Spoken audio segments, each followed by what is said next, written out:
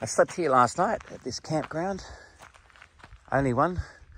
Although I swear I heard someone walk past. I heard the whole... that sound. And I was like, well, who? It's an hour and a half to the road that way. I didn't hear a car. And there's the lake down this way. I didn't hear a boat. I don't know who was walking through last night, but I heard footprints. Oh, well, footsteps, I should say, not footprints. Jeez. You think I've written a book or something. Oh, but now I've got to pack it all up. Wish that was still going. Found 50 cents on the ground over here. And I thought I might just pay it forward for some little kid who might come along. Sit up next to the campfire. It was nice, good spot. The only thing I didn't like was that this driveway comes in here. You don't know when you're over there somewhere that someone might already be in here. And so you've got to then try and reverse out because it's all barriered up. You probably could drive through here, yeah. It's not meant to be, someone's cut it down. But the sites are really good, really big sizes. They're far enough away from each other. Had a good sleep there last night, except the sounds of footsteps. But now it's time to get back onto the rail trail. I think it's about an hour and a half walk to the trail. And then I'll be walking a few hours on the trail. I'm going to camp on the trail tonight. And then tomorrow I should be in Orbost, I think. See how it goes. One of the downsides of walking into a place like this where it takes an hour and a half to get to, you got the hour and a half to get back. But at least it's pretty. It's quiet. I don't have to worry about, rabbit heads screaming up here on the road. There's no one behind me because it's dead end. And I'll certainly see them coming if they're coming from me. But it's beautiful wilderness. But glory of that made it back to the rail trail. How come is it when you walk to somewhere or drive somewhere, it takes forever to get there, and then when you're coming back it just flies by? There you go. So I'm looking at the wrong way around. 28 kilometers to go to Orbost. I'm now here at Toastery. But yeah, I've done 70 k's so far on this trail, and I'll stay one more night, probably near that, or between Waigara and Orbost, and so it'll only be like a 10 kilometer walk to Orbost tomorrow. Today's Monday. There's a rainstorm happening on Wednesday and Thursday, so it'd be a good time to kind of resupply. I think I've been on the road for a week, and I'm coming low on some items, so it'd be good to get some resupply, and then assess what's happening with this storm. It's only lasting 2 days, but still, 2 days in a tent, it gets to your bones. So I might find somewhere pretty sheltered, away from trees, and hopefully it works out. Pulled up at this Hospital Creek. Great name, really, because it's running. It's a little brown, but it's moving water. So I need some water, and I believe it's about 30 kilometers that way before I can get to the next place that has a tap.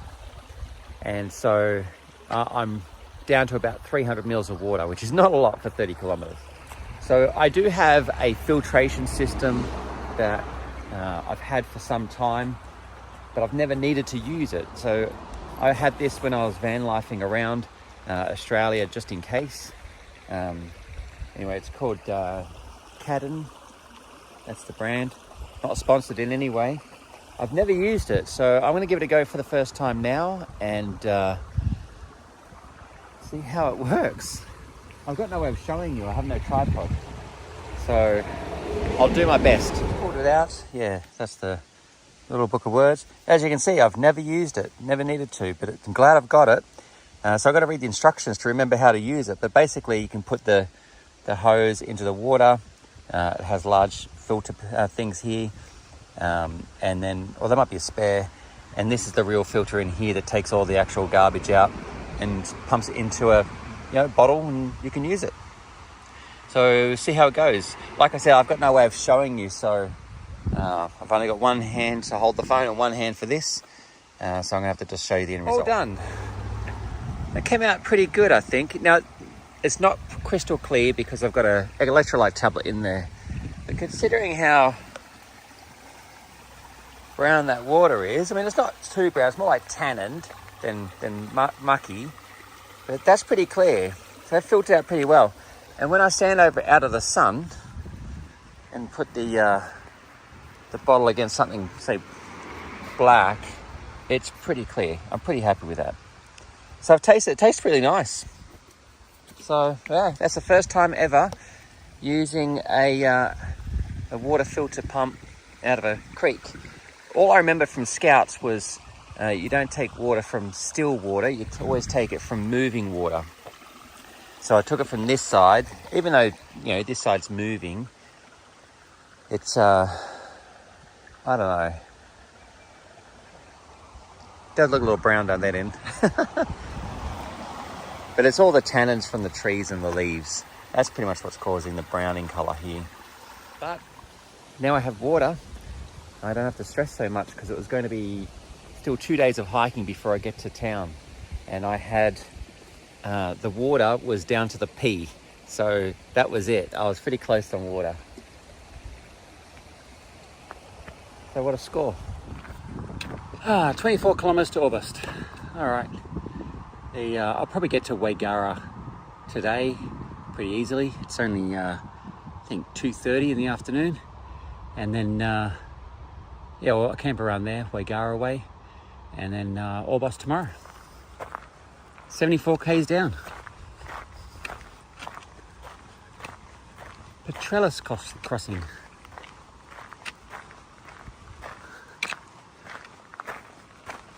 Oh, I hate walking under these power lines.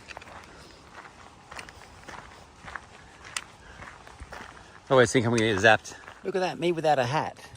There you go. I have already camped up for the night. I chose to do this spot. It's about an hour before I normally do.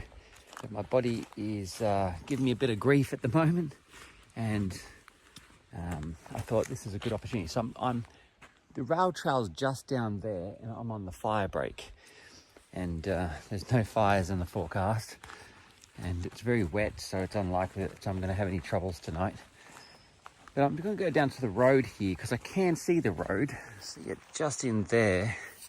I can see it with my eyes a lot better than the camera can. The camera's depth of field kind of sucks. But I want to go down there. I did see a maintenance car go by.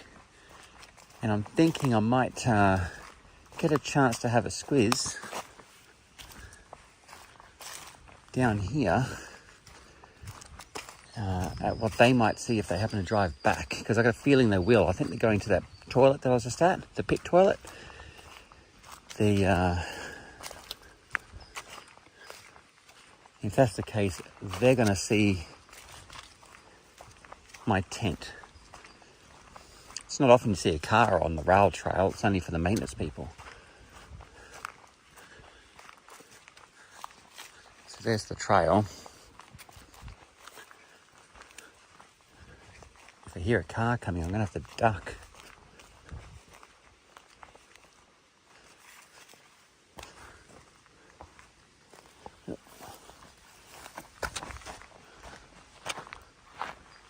I can't see a car coming.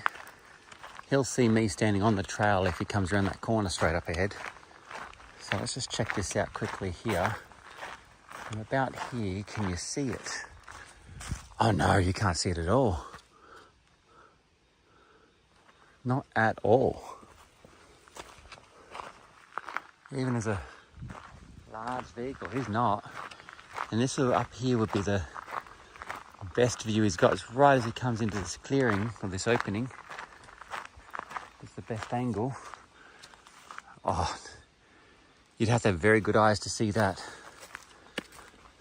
I also want to say thank you to all of the people on Patreon for supporting us. You know, the people have helped out, you know, with small amounts here and there, and some bigger than some smaller. And I'm just utterly grateful. I cannot express how grateful I am. As someone who likes to give, I don't like to receive. But it's been a real blessing, and I just want you to know that you're very much appreciated. And yeah, here's to you. The only other thing I'm concerned about is this particular area. There's signs everywhere about wild dogs and wild dog traps and things. And they have been known in this area, because the sign said so, to not only take wildlife but also kind of harass humans. So I'm hoping that they're not in that bush there. Wild dogs, one, fine. Come in a pack, you're kind of in a bit of trouble, you know, because they then act like wild dogs. They'll circle you and you've got no way to protect yourself as an individual. So I'm really hoping that they leave me alone. Anyway, I decided to pull up early, as I said. I'm just going to sit down and relax.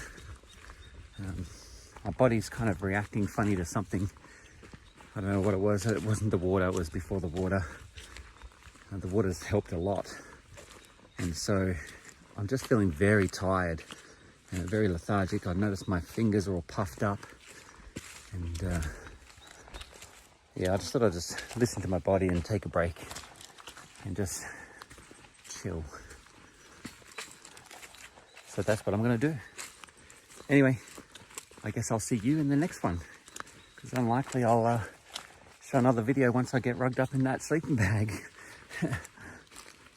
All right, take care.